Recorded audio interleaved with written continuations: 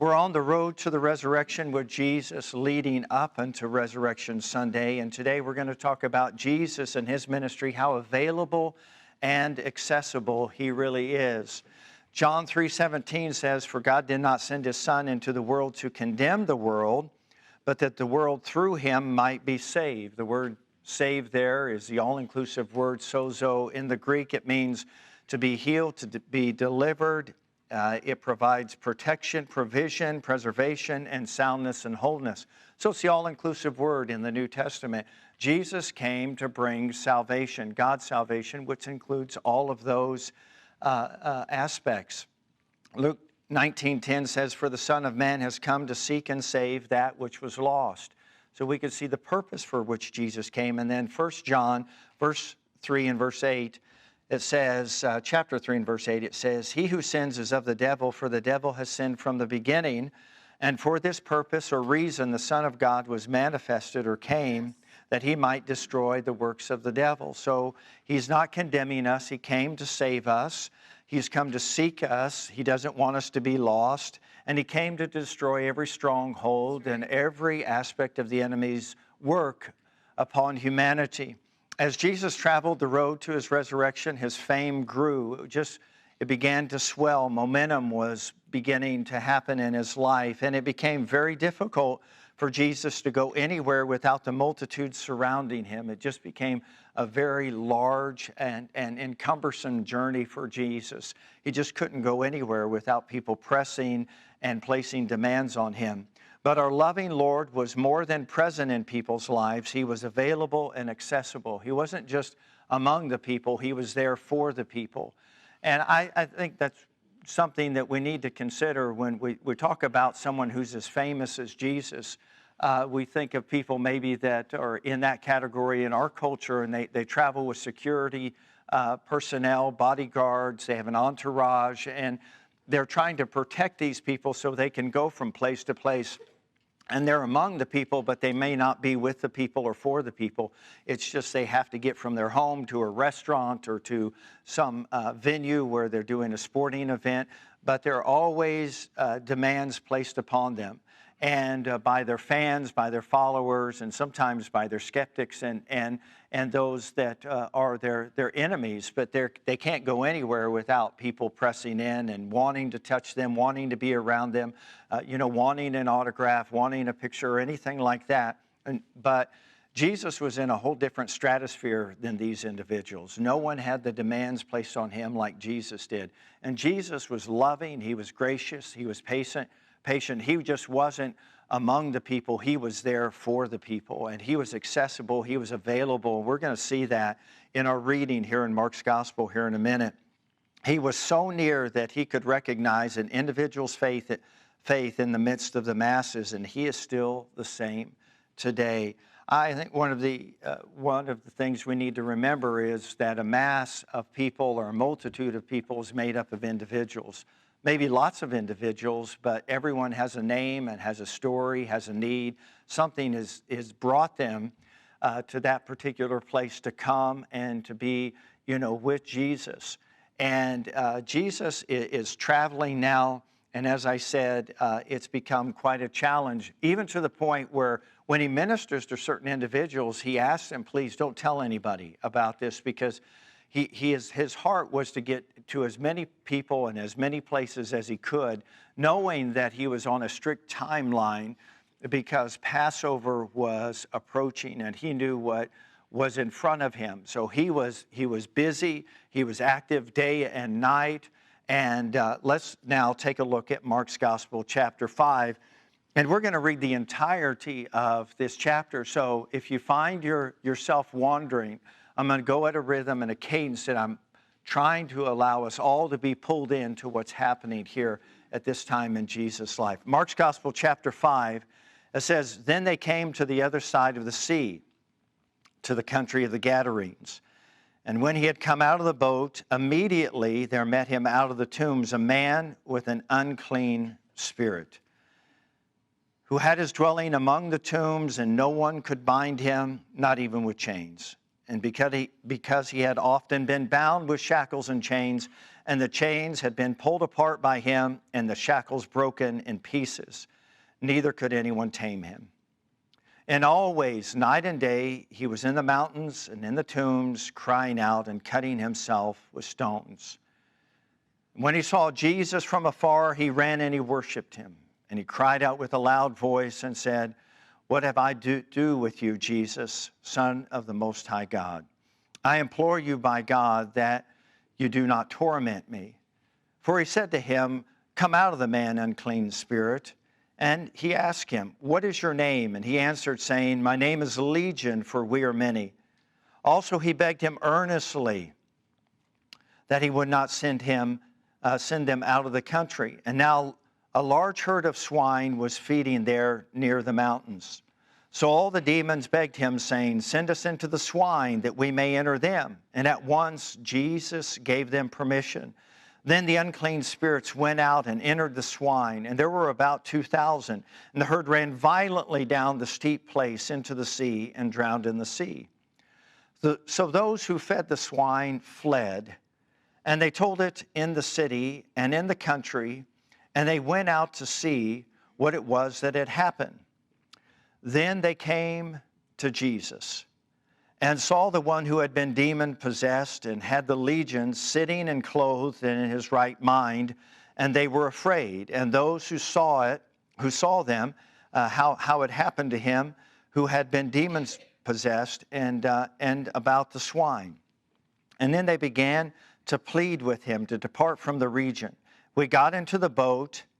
He who had been demon-possessed begged him that he might be with him. However, Jesus did not permit him. He said to him, "Go to your friends and tell them what great things the Lord has done for you and how he has had compassion on you." And he departed and began to proclaim in Decapolis all that Jesus had done for him, and all marveled. Now when Jesus had crossed over again by boat to the other side, a great multitudes gathered to him, and he was by the sea. And behold, one of the rulers of the synagogue, named Jairus by name, and when he saw him, he fell at his feet, and he begged him earnestly, saying, "My little daughter lies at the point of death. Come and lay your hands on her, that she may be healed, and she will live." So Jesus went with him, and a great multitude followed him and thronged him. And now a certain woman had a flow of blood for 12 years and had suffered many things from many physicians. And she had spent all that she had and was no better, but rather grew worse.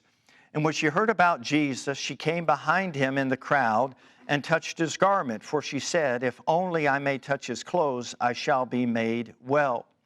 Immediately the fountain of her blood was dried up, and she felt in her body that she was healed of the affliction. And Jesus, immediately knowing in himself the power had gone out of him, turned around in the crowd and said, "Who touched my clothes?" His disciples said to him, "You see the multitudes thronging you, and you say, 'Who touched me?'" And he looked around to see her who had done this thing. But the woman, fearing and trembling, knowing what had happened to her, came and fell before him and told him the whole truth. And he said to her, "Daughter, your faith has made you well. Go in peace and be healed of your affliction." And while he was still speaking, some came from the ruler of the synagogue's house, who said, "Your daughter is dead. Why trouble the teacher any further?" As soon as Jesus heard the word that was spoken, he said to the ruler of the synagogue, "Do not be afraid, only believe." And he permitted no one to follow him except Peter, James, and John, the brother of James. And then he came into the house of the ruler of the synagogue and saw a tumult and those who wept and wailed loudly.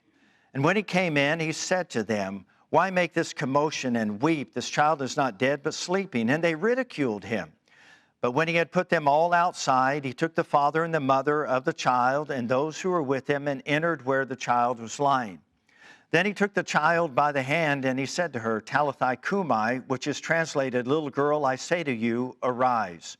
Immediately the girl arose, walked, and she was 12 years of age.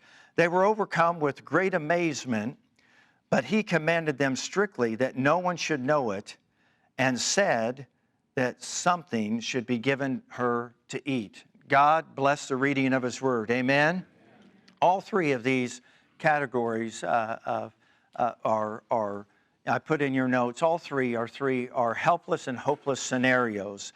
Each and every one of these individuals had reached the end of their rope, and there was nothing that mankind could do to help them any longer. They had gone as far as they could go. They had spent every nickel and dime that they had. They had exhausted every path possible in order to get freedom, in order to get healed, in order to get support, and they were still in the same scenario, if not worse, than when they began. So it looked like all of their efforts, all their energy, all their hard-earned money had just gone for nothing. And now they're in this really challenging place in life. It's more than a rock and a hard place, and it's more than being painted in a corner. They don't have a corner, and it's not between a rock and a hard place. They are buried deep in hopelessness, and they're struggling. And it's very evident when you slow down and you read the account of each of these individuals that they did something very courageous and very brave, and that is they took a step of faith outside of their comfort zone, outside of what they had done, and they approached and they worshiped Jesus. And then each and every one of them were ministered to, were made whole, and had a great testimony that amazed everyone and brought God glory. But I need to remind myself, as I need to remind you, that this didn't take place in the shadows. This took place in the open, among multitudes of people, where everyone had an agenda and everyone was trying to get to Jesus. Jesus ministered to these three individuals as well as the masses, but these three specifically because he was available and accessible. He was not trying to just get from A to B. He was not trying to be famous, but people were making him famous. He was not wanting the spotlight on him, but the spotlight was on him. And everywhere he went, there was pressure to perform. There was people that were there that wanted him to prove who he was. People were there to worship. Others were there because they were inquisitive and curious. No matter who was in the crowd, Jesus was still there for them, and he's still the same today. You might feel like you're a face in the crowd and that God doesn't know your story, and God doesn't know how far you've gone, how much you've spent, and how it hasn't produced what you want yet, but he does. And what he is wanting us to know is press into him. Do things that require you to get outside of yourself and outside of your comfort zone, and so that he can do what only he can do. You have tried everything within your ability to make things better, to get healthier, to get free, get away from lifestyles or things that have bound and restricted you and caused you harm.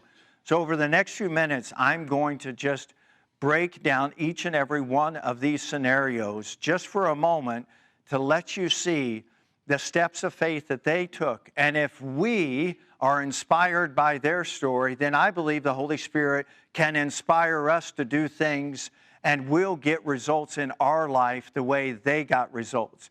I'm not teaching a formula. I'm not saying, you do these three things and God will do this. But I am inspired by their faith, their testimony, and their willingness to go even though they were already spent. They did not give up. And that's a very commendable attitude and spirit. Let's first think about the man that was demonized. He could not be bound. He had an unclean spirit. It identifies some of the things that this spirit that possessed him drove him to do. He lived among the dead.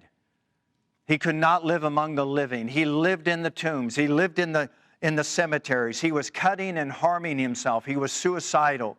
He was naked. He lost his dignity. He couldn't be among the other people. To be clothed means that you're a person of honor and dignity, and you go out into society without shame. He was a person filled with shame and regret. He was naked, and he was cutting himself. He was among the dead. He was a danger to society. People were terrified and would not go down the road in which he lived. It would be like parents holding their children to their side and saying, you can't play with that child, you can't go to that house, you can't intermingle in that neighborhood. This was a dangerous individual. And he had supernatural strength that was given to him by these multitude of evil spirits that were working in him and through him and binding him and destroying him. He had lost his reputation. People thought he was a monster. People tried to subdue him. Many people tried to help him, but to no avail. No one could help this man. He couldn't be tamed. He was worse than the wildest of the animals. He was a beast. And this man was in a horrible, horrible position. There was no help for this man.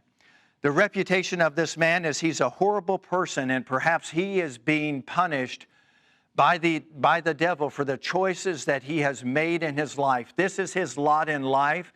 This is the path that God has chosen for him, and there's no way out. But that is not the end of the story, and that was not why he was where he was. He was where he was. We do not know why. But all we do know is that when Jesus got off that boat, he was the first to meet him. Which tells me, regardless of how dark someone's world is, if they want to get to Jesus, there's no demon in hell that can keep them from getting to Jesus. And this man got to Jesus regardless of his reputation and all of the things and all the packages that came with him. The devil could not keep him from getting to Jesus, and the devil can't keep anyone who wants freedom from getting to Jesus. Jairus was a ruler. He had a daughter who was dying. This was a man who had a 12-year-old daughter. Think about this, man, if you have a daughter. This was his seed. This was his blessing. He was a leader of the synagogue. He knew that children were a heritage, a blessing from the Lord. This was his offspring. He would not have the privilege or the opportunity to give his daughter's hand in marriage to be with her on the day that she celebrated that joyous occasion. He wouldn't be there when she gave birth to his grandchildren. Her life was dissipating, was leaving her body. Because he was a ruler, he probably extended and used every option available to him. He asked for every favor from every friend, and yet his daughter continued to pine and to die, and her health was failing. So here he was. I imagine that he felt powerless. He couldn't do anything for his daughter, and he had to just sit and watch her die, and what great suffering he was going through. He was probably, because of the type of man that he is, I'm just going to make sort of a suggestion. I think he would have said, Lord, take my life and leave hers. I think he was at that place where he was probably, had watched his daughter suffer long enough, called in all the favors, nothing was better. Now his daughter continued to suffer, and now she's been given just a short amount of time to live. And at that moment, he left where he was to go to where Jesus was. He didn't stay there and continue to watch his daughter suffering. He got up from where he was and he took a big risk. Can you imagine the regret he would have had if he wasn't there when his daughter passed away? He had to get up from where he was to go to where Jesus was in order to bring Jesus to his daughter. And in our lives, there are times where we need to get out and we need to go and we need to do so that God can come. And that may sound like a big and a risky thing, but Jairus had 1 ounce of hope, and he put everything he had on the line because of this 1 ounce of hope that he had left. The woman with the issue of blood was unclean.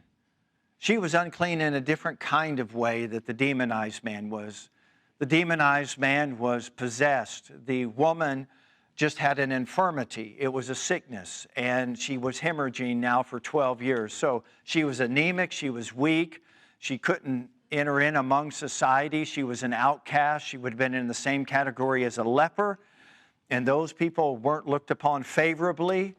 They couldn't go to the marketplace with others. They lived within the confines of their own home. Every time they went out into the culture, they had to identify themselves as someone who was unclean. People would not touch them. No one wanted to embrace them. They were the outcast of society, and people had, come to conclusions about them. And some of the conclusions that they may have come to was that perhaps this was God's will for them, or maybe God was trying to teach something through this sickness, this prolonged sickness, or maybe this individual was suffering for their secret sins that they were unwilling to give up. And now this woman, living with the stigma of each and every one of those, did something that was very commendable. She had already spent all her money. She was no better, she was worse. And everything that she had put her hope upon was gone. And she just thought, I've heard of Jesus, and I think if I can get to him and touch the hem of his garment, I will be made whole. So each and every one of them made a journey of faith. The demonized man met Jesus when he came out of the boat. He didn't hesitate. He didn't wait for another day. When the iron was hot and was ready to strike, he struck. He wanted to be free. He believed. This demonized man believed. All right, Jairus, he risked his reputation. He went among the multitudes and he fell before the Lord. He begged him to come and lay his hands on his daughter. He fought through the resentment of this woman with the issue of blood who was slowing down Jesus on his way to minister to his daughter. Jairus was there first. This woman should get in line. She's hindering Jesus from getting to my daughter. She is not dying. She looks like she is. She's anemic, but she's lived this long. She'll probably live a few more hours, but my daughter doesn't have a few more hours to live.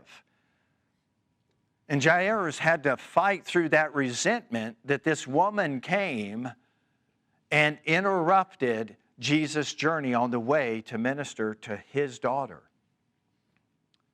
But Jesus was what? Accessible and available to everyone. And the news that reached Jairus was not good news. It was the worst of news. Leave Jesus alone. Your daughter is dead. It's too late. She's breathed her last breath. That's over.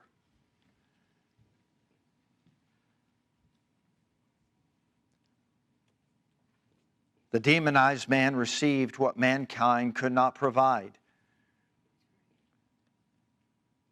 The story of his life was that people tried to bind him, control him, and tame him.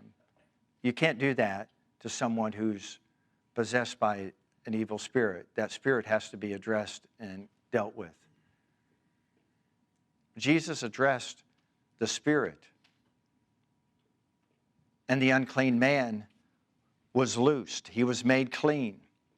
He could now live with others. He quit harming himself. His dignity was restored. He was clothed and in his right mind.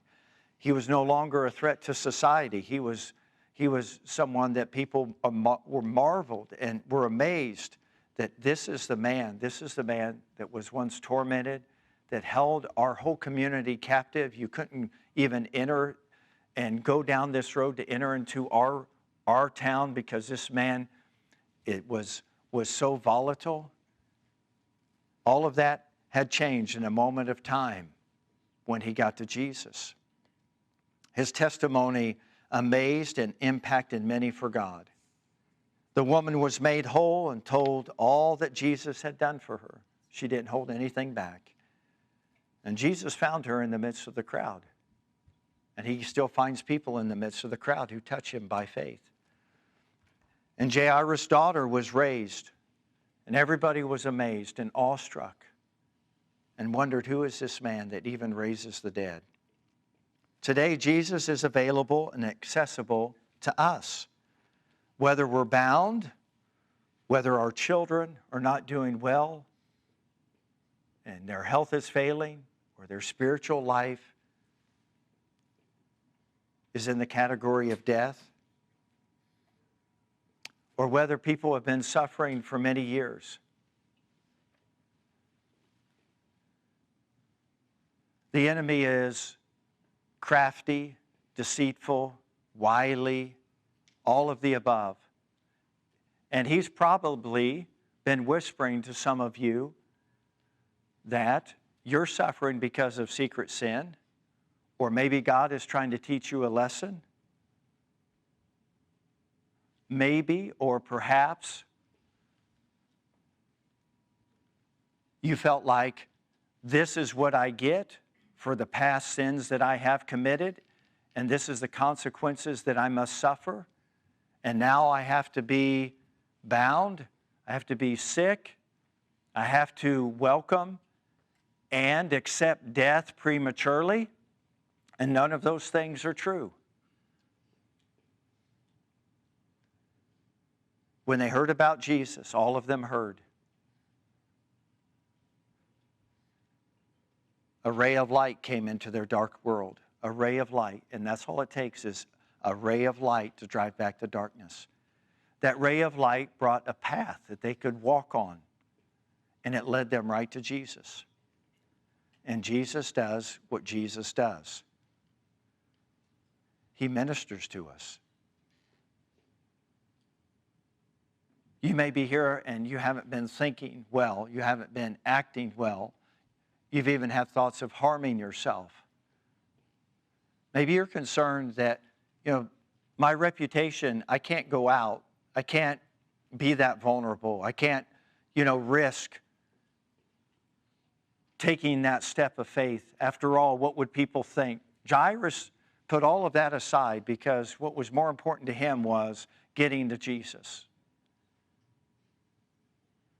In order for us sometimes to see God do what only God can do in our life, we have to put aside the fear of man because it's a snare. And we have to put away our ego and our pride and our reputation. And if anyone is willing to step out of the boat and step out onto the waters by faith, Jesus will make sure that you get back to the boat safely. He's going to meet you. He's going to minister to you. He is going to provide. And this is Jesus now on the way to the resurrection. He wasn't concerned about the suffering that he would encounter. He was concerned about the suffering that was in front of him. He was concerned not about his self-preservation. He was concerned about those that he had called to seek and to save.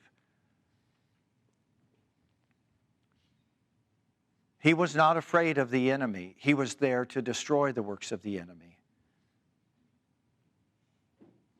He knew that just with one word, no matter how bound or restricted a man was, no matter how much darkness he had permitted in his life, and regardless of his past, he could have a brand new life, and he could be in his right mind. He'd be clothed with dignity and honor, and he could be restored to wholeness. This is the Jesus that we serve. I'll close with this. Throughout 38 years of ministry, I've seen God do wonderful and amazing things. Not to those who sat on the sidelines, not to those who were just in the crowd, not to those that were curious or the sign seekers, but to people who got out of the crowd and did something out of the ordinary that Jesus identified as faith. And when he saw their faith, he moved. Faith is still what moves the hand of God. I have known and I have been aware of many times of people that had needs in their life, and opportunities were extended to them to respond while the water was stirring, and they sat and didn't respond, and nothing changed in their life. And they wondered where God was and why he wasn't coming to them. But this is the promise. If we draw near to God, he will draw near to us. People say, where are the miracles? Where is the God of miracles? And I'm not concerned about God. As a matter of fact, I have no worries about him or his reputation, his availability or his accessibility. What I'm proposing to you is, where is the faith that allows God to be God in your life? Where is the losing of your life to gain his life? Where is the, it doesn't matter what people say, it only matters that I get to him in your life? Yeah, you can live with chronic or terminal sickness or disease, and you can embrace it, and that can become your identity, or you can get rid of it. You can watch people perish all around you prematurely, and it's not their time or season, and you can say, well, God is a mysterious God. He's going to work all of these things together. And you can come to some wrong conclusions like many before. Or we can understand that every person that came to Jesus in childlike faith, not only was Jesus present, but Jesus was near. And he recognized every individual in a massive crowd of humanity that had faith. He found a woman in the crowd. The man found him when he got off the boat. Jairus sought Jesus, and Jesus encouraged him on his journey not to allow resentment or any other harmful emotion to enter into his life, but just keep believing. Jesus had to deal with mockers and scoffers and people that ridiculed and made fun of him. But this man, Jairus, saw his daughter live out her life. The demonized man lived out his life, was never tormented again. The woman with the issue of blood didn't have any more doctor's appointments and started recouping some of the income that she had lost.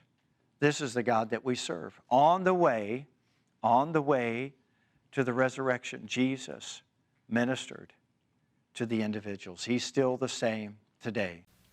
Thank you for watching today's message. If you'd like to know more about today's message or the ministry here at Living Word Fellowship in Knoxville, Iowa, please call 641-828-7111.